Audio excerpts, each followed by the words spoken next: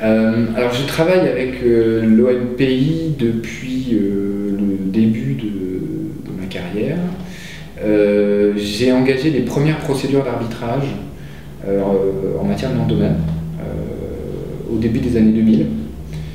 Ces procédures sont entrées en vigueur en 1999 et nos clients ont commencé à rencontrer des difficultés quasiment au même moment. Au début des années 2000, on a été amené à engager de nombreuses procédures pour nos clients en vue d'obtenir la rétrocession de noms de domaine enregistrés frauduleusement. Et donc plusieurs dizaines de procédures ont été engagées, gagnées,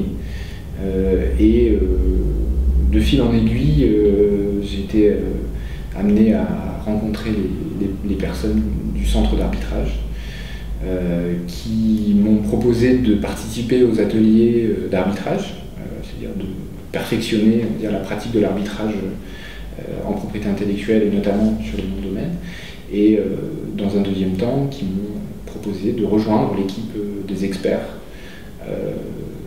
qui officie pour le compte du centre d'arbitrage, donc actuellement environ 300 personnes, qui gèrent les quelques 5000 plaintes annuelles qui sont déposées au centre.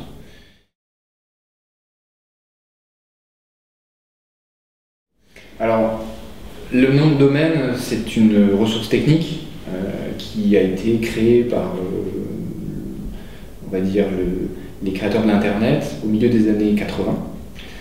Le but, au départ, de cette ressource technique, c'était de se substituer à l'adresse IP, qui permet d'accéder à une ressource sur Internet, notamment un site Internet. Pour permettre aux internautes de naviguer plus facilement, on a substitué à l'adresse IP, qui est une suite de chiffres pas forcément facile à retenir, un système alphanumérique qui permet d'accéder, de naviguer entre les ressources disponibles sur le net. C'est notamment comme ça qu'on qualifie le nom de domaine. Le nom de domaine, c'est la partie, on va dire, arbitraire, distinctive, entre guillemets, d'une adresse de site internet. Donc il y a un préfixe technique, HTTP, il y a un suffixe, donc l'extension, ça peut être le .com, ça peut être .fr pour la France, .de pour l'Allemagne, et puis au milieu on a ce radical. Ce radical, c'est le choix de celui qui dépose. On a deux types de noms de domaine historiquement. On a des noms de domaine géographiques, donc ce qu'on appelle le CCTLD pour Country Code Top Level Domain. Ils correspondent tout simplement à la zone nationale des pays qui sont reconnus par l'ONU.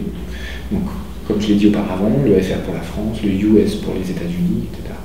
Et puis de l'autre côté, on a les noms de domaine génériques, GTLD, Generic Top Level Domain, et ce sont toutes les extensions sectorielles. Donc, au départ, lorsqu'on a créé le système de nommage, le système DNS, on avait 7 extensions qu'on connaît, qui existent encore, pour la plupart d'entre elles. On avait .com pour commercial, .net pour network, .org pour organization.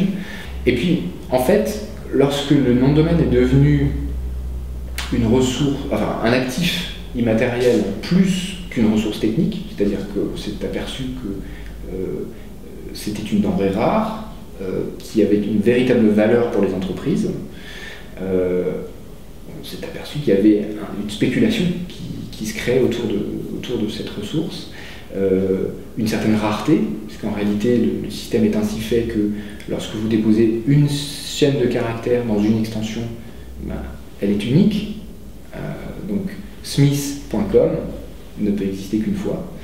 Donc évidemment ça fait beaucoup de désillusions, la personne qui n'a pas eu le réflexe de déposer smith.com doit se reporter sur une autre extension ou rajouter un autre mot pour compléter le radical du nom de domaine.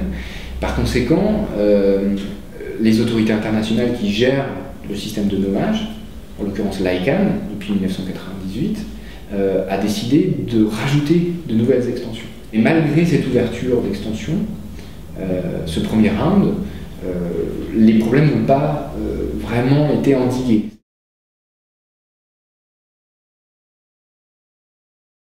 Et en 2008, l'ICANN, lors de son sommet qui s'est tenu à Paris en juin, a dévoilé sa réforme ultime qui consistait à dire dorénavant, chacun pourra devenir son propre opérateur de registre et pourra opérer sa propre extension.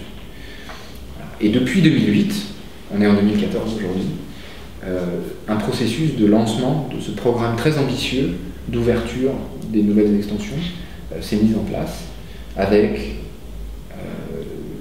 la création d'un processus de délégation d'extension, d'ouverture de candidatures, etc. Alors les candidatures ont été ouvertes en janvier 2012. L'ICANN s'attendait à environ 500 dossiers. Les taxes étaient très élevées. Au final, ils en ont eu pratiquement 2000. C'était plus qu'un succès. C'était non seulement inattendu, mais presque difficile à gérer. Donc pratiquement 2000 candidatures pour des nouvelles extensions qui étaient soit ce qu'on appelle des GOTLD, donc des collectivités territoriales qui souhaitaient bénéficier de leur propre extension. Exemple, pour ce qui est proche de chez nous, Point Paris, Point Alsace, Point Corsica.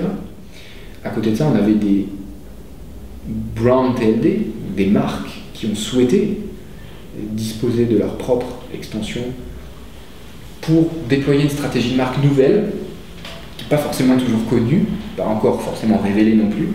Donc, on évoquait tout à l'heure certains opérateurs économiques bien connus en France. On a eu par exemple plusieurs candidatures de L'Oréal, on a une candidature pour Arte, on a une candidature pour Hermès, ainsi que d'autres candidats. En tout, en France, on avait plus d'une cinquantaine de candidatures entre Brown TLD, GOTLD. Et puis la dernière catégorie, ce sont les generic top-level domains de nouvelle génération. Donc ce sont des extensions qui ont vocation à compléter le .com avec plutôt une visée sectorielle très précise, .bike, .surf, etc., etc.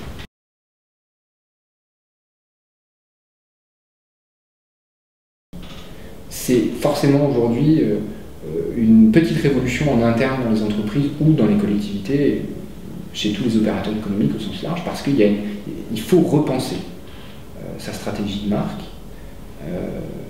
et intégrer les nouveaux TLD dans le processus de communication, dans le processus de défense, de constitution, de consolidation de portefeuille. Merci beaucoup. Merci à vous.